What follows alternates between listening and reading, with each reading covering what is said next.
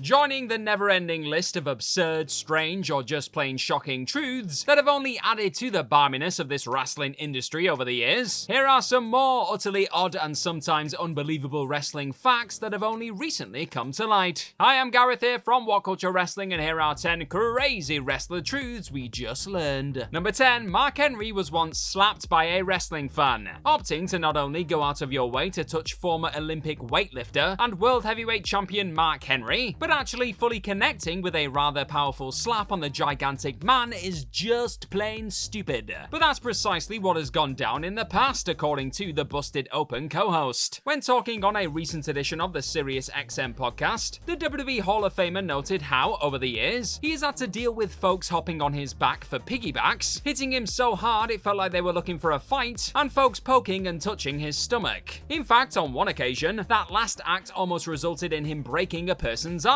only for Henry's wife to step in and talk him down. And in the wake of Don Callis recently being attacked by a fan during the recent AAA Triple Mania event, it's not hard to see why Henry feels it's now time to make sure something is done to protect wrestling personalities from dealing with this sort of unpleasant situation. Number 9, WWE medical staff refused to check on Saraya's neck. Saraya's return to in-ring competition is one of the most phenomenal comeback stories of recent times, with the former WWE star joining the likes of Edge, Bryan Danielson, Christian Cage, and Sting as a performer who shockingly came out of retirement after a career-ending injury. Unlike a few of those aforementioned names though, the one-time Paige wasn't ever cleared to compete in a WWE ring again. But it wasn't for lack of trying. The now AEW outcast told Inside the Ropes recently that she actually tried to get her neck looked at a number of times while still signed to a WWE contract. However, instead of checking to see if her condition had improved, she was bluntly told that the book was closed on that. Despite being understandably disappointed at that response though, she did eventually see a doctor outside of the WWE bubble after signing a contract with Tony Khan's promotion.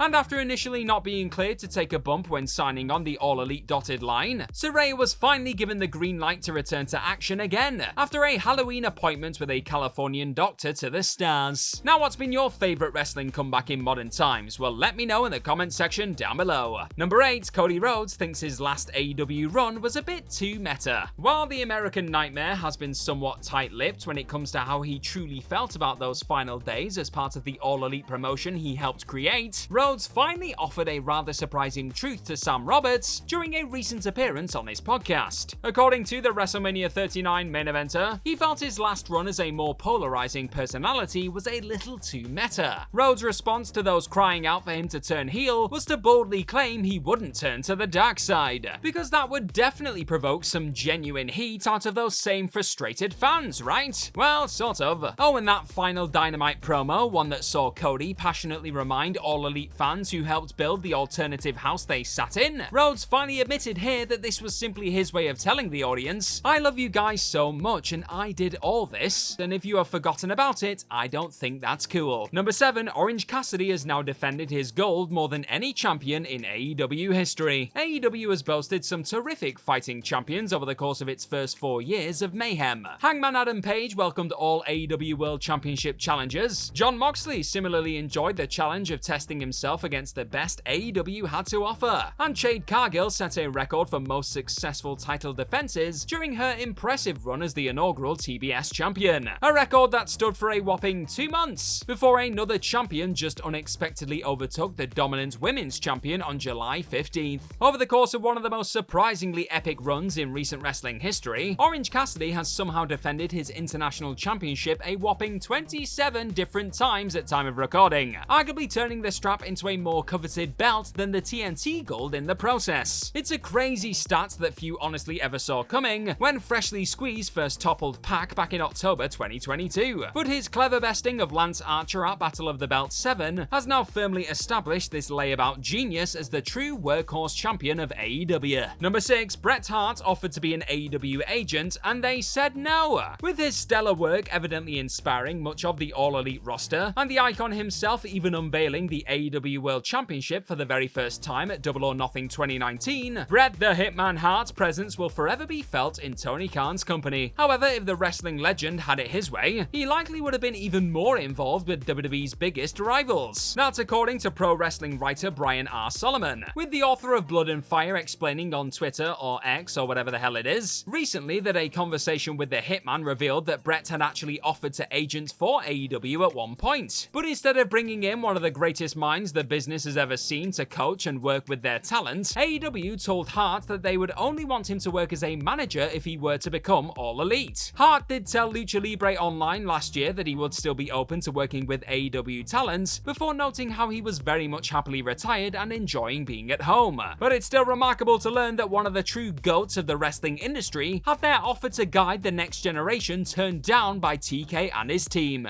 What were they thinking? Number 5, Vince McMahon's comeback led to Eric Young's WWE departure before he could even properly return. Back in November 2022, the one-time Sanity leader Eric Young reportedly made an unexpected return to WWE. Before the one-time Impact star could re-debut on the main roster, however, the former NXT Tag Team Champion quietly exited the company once again in April, with Young finally explaining his reasons for doing so when speaking to PW Insider recently, alluding to reports of Young's departure from WWE being linked to the return of Vince McMahon as executive chairman. The star revealed that he had signed up for one thing, only for it to eventually turn into something else entirely. In Young's mind, personally, professionally, and more importantly for him, morally, he just couldn't work there anymore. It was also revealed by Fightful Select recently that Young was actually part of a plan to bring in a new Wyatt family stable at one stage, with that position in the creepy unit likely putting EY in a pretty significant spot in the company. In the end though, once the two-time Impact World Champion's non-compete period was up, Young was happy to return to his former employer, rocking up at Slammiversary 2023 in July, and seemingly having the time of his damn life back in the company he never wanted to leave. Number 4, Tomaso Ciampa didn't know his old theme was coming back until just before his entrance. After not being seen on WWE TV since all the way back in September, Tomaso Ciampa finally made his return on June 20th episode of Monday Night Raw. And not only that, the former NXT Champion's comeback also brought with it the return of his awesome No One Will Survive banger of a theme tune. This didn't just stun those passionate Blackheart fans around the globe though. As the one-time DIY guy would note to Ryan Satin recently on his Out of Character podcast, Ciampa also didn't have a clue his original NXT tune was going to accompany him on his way to the ring to batter one-time pal The Miz, until seconds before he strutted through the curtain. The discussion over what piece of music would be used actually only went down about 3 minutes before he made his surprise return official, with Ciampa explaining how his old developmental song would likely work better than his latest main roster music for this exciting moment. And someone with power clearly agreed, as No One Will Survive soon erupted through the speakers to shock both Ciampa and the Cleveland, Ohio audience. Number 3, Seth Rollins' body is wrecked. The current World Heavyweight Champion has been wrestling at a high level on WWE programming for over a decade now, but during his recent appearance on one-time rival Logan Paul's Impulsive podcast, Seth Rollins explained how all those years have actually left his body more banged up than you likely realized. According to the Visionary, his lower back has been bothering him since all the way back in 2019, with the champ adding that there are a couple of stress fractures back there that probably require surgery. On top of that, Rollins' knee has been causing him issues since before WrestleMania 39, and his neck has been acting up too. Simply put, he's a little bit battered right now. The flamboyant main eventer does try to change up his workout routines depending on how his broken body feels, and even resorted to stem cell treatment in a bid to solve his physical issues. But all the treatments did was temporarily solve the problem. Despite his body being this wrecked from the years of working and not giving himself the rest it clearly needs though, the Red Show superstar still feels he can go at a high level for a further 6 or even 10 years. So don't expect those woes to go away anytime soon, folks. Number 2, John Cena's first WWE deal only just covered his rent after living in his car. He may be living a rather glamorous life now, but things definitely weren't always this way for John Cena. Jumping all the way back to the time before he landed in WWE's OVW developmental territory, Cena noted a few years back that he was actually choosing to live in his car whilst trying to make it in the fitness world in Los Angeles. Then, after recently revealing on the Heart to Heart show how he also tried and failed to become a cop at one point, Cena upgraded to living in a garage for a few months before WWE eventually eventually came calling. And when he was finally offered a deal with the biggest wrestling promotion on the planet, the eventual legend's contract saw him earn just $12,000 a year. The future multiple-time world champion's rent at the time was $1,000 a month, meaning all that WWE dollar went straight on keeping a roof over his head to achieve his new dream. Fast forward a few decades though, and it's safe to say that all that time spent sleeping in his Lincoln Continental, showering at work, and not having any money in his pocket certainly paid off for this hard-working icon. Number 1, The Big Show used to eat up to 18,000 calories a day. At his heaviest, the most recognizable wrestling giant of the last 2 decades weighed in at a staggering 500 pounds. And if you've ever wondered exactly how much food you need to consistently put away every day to maintain such a colossal weight, Paul White finally offered up the answer during a recent TalkSport interview. In the one-time Big Show's own words, he actually used to consume an astonishing 13,000 to 18,000 calories each and every day to keep himself that size. And these weren't exactly the cleanest calories available either. For example, a trip to a local McDonald's would involve him ordering 3 or 4 Big Macs, fries, a shake, apple pies, and probably a fish sandwich too. Sounds pretty standard to me. And a trip to Taco Bell usually saw the former world champion chowing down on 20 tacos. As White got older, however, he soon realized that eating this much junk food wasn't exactly sustainable, with the star now eating like a mouse as he prepares himself for another return to the All Elite Squared Circle after having his knee replaced last summer. Wishing you all the best, big guy. And that's our list. Know of any other crazy wrestler truths we just learned? Well, let us know all about them in the comments section right down below, and don't forget to like, share, and click on that subscribe button while you're down there. Also, if you like this sort of stuff, then please head on over to whatculture.com and find some more fantastic articles just like the one this video you're watching right now is based on. I've been Gareth from What Culture Wrestling. Cheers for stopping on by today, and hopefully we'll see you soon. Bye bye!